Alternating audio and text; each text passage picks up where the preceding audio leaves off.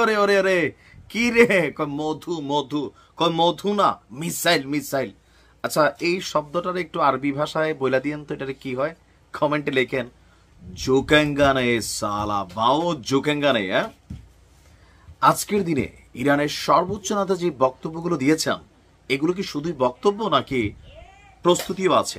জি, আশ্চর্য হবেন জেনে প্রস্তুতিও আছে। তবে এর পরিণতি তৃতীয় বিশ্বযুদ্ধ অথবা মধ্যপ্রাচ্য জুড়ে একটা বিশাল যুদ্ধ বেঁধে যাবে। কারণ ইরান এখন যেই তথ্য মার্কিন গোয়েন্দা সংস্থাগুলো দিচ্ছে, আমার দিল খুশি হয়ে গেছে ভাই। আপনারও খুশি হলে ভিডিওটা শেয়ার করেন। এই টোটাল যুদ্ধের পিছনের মূল কারিগর হচ্ছে আমেরিকা, আর এখানে সিপাহ সালার হিসাবে কাজ করছেন কে? ইসরায়েল।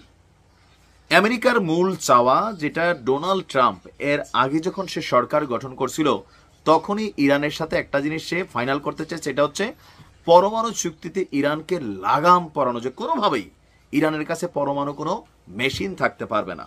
তো ওই টার্মে সফল না হলেও এই টার্মে আইসা দেখেন ক্ষমতা গ্রহণ করছে কয় মাস? 6 মাস হয় নাই, কিন্তু ইরানের বিরুদ্ধে কত বড় ধরনের একটা পরিকল্পনা করছে। যে কোনো সময় ইয়েমেনের মতন আপনি দেখবেন যে মার্কিন যুক্তরাষ্ট্র তারা হামলা চালাইয়া বসছে ইরানে। ইভেন হামলার প্রস্তুতি হিসাবে আপনি যদি দেখেন সমুদ্রে বিমানবাহী রণতরী তারা মধ্যপ্রাচ্যের দিকে সাগরে তারা নিয়ে আসছে। টার্গেট কি বুঝতে পারছেন?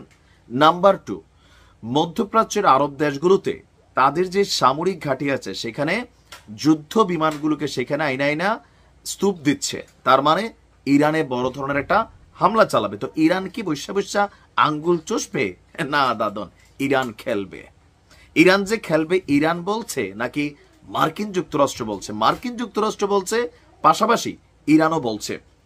যুক্তরাষ্ট্র যদি ইসরায়েলের সাথে যৌথভাবে ইরানের ভূমির উপর কোন রকম হামলা চালায়, তাহলে মধ্যপ্রাচ্য জুড়ে আরব রাষ্ট্রগুলোতে যত দেশে যত মার্কিন ঘাঁটি আছে প্রত্যেকটি মার্কিন ঘাঁটিকে উড়িয়ে দেবে ইরান। সরাসরি এসব তথ্য সামনে আসছে। মার্কিন গোয়েন্দা তথ্য পর্যালোচনা করে আপনার হোয়াইট হাউসের পক্ষ থেকে এই তথ্য দেওয়া হয়েছে। নিউ ইয়র্ক টাইমসে যে প্রতিবেদন আসছে যে এরই মধ্যে ইরান ক্ষেপণাস্ত্র এবং সামরিক সরঞ্জামগুলোকে প্রস্তুত করে রেখেছে, যা প্রয়োজনে আরব রাষ্ট্র বাহরাইন, কাতার, সংযুক্ত আরব আমিরাত সহ বিভিন্ন দেশে যে মার্কিন সামরিক স্থাপনাগুলো আছে সেগুলোতে আঘাত হানবে এমন ধরনের মিসাইল উৎক্ষেপণের জন্য প্রস্তুত করে ফেলেছে। যুক্তরাষ্ট্রের কাছে বিষয়টি এই মুহূর্তে আপনার কি বলা যায়, কূটনৈতিক নয়, বিষয়টা সামরিক উত্তেজনার। কারণ মধ্যপ্রাচ্যের এই ঘাঁটিগুলোতে প্রায় 40,000 মার্কিন সেনা মোতায়েন রয়েছে, আর যাদের বেশিরভাগই সৌদি আরব, জর্ডান, সংযুক্ত আরব আমিরাতে অবস্থান করছে। ইরানের পররাষ্ট্রমন্ত্রী আব্বাস আরাকচি তিনি বলছেন, আমাদের উপর কেউ হামলা চালিয়ে কোনো সমাধানে পৌঁছাতে পারবে না। ইরানি জনগণের উপর কোনো ইচ্ছা জোর করে তাপিয়ে দেওয়া যাবে না। যদি যুদ্ধ ছড়িয়ে পড়ে তার দায়ভার বহন করতে হবে ইসরায়েল এবং তার প্রধান মিত্রদের।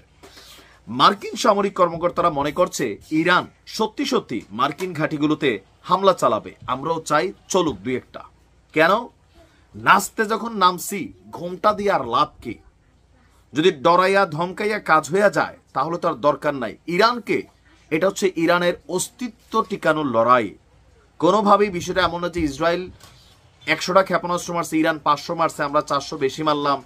বিষয়টা তা না। বিষয়টা হচ্ছে এবার যদি ইরানকে বড়াই ফেলে আজীবনের জন্য অথবা কোনো একটা রেভলিউশনের আগ পর্যন্ত ইরান কিন্তু আর মাথা উঁচু করে দাঁড়াতে পারবে না বিশ্ব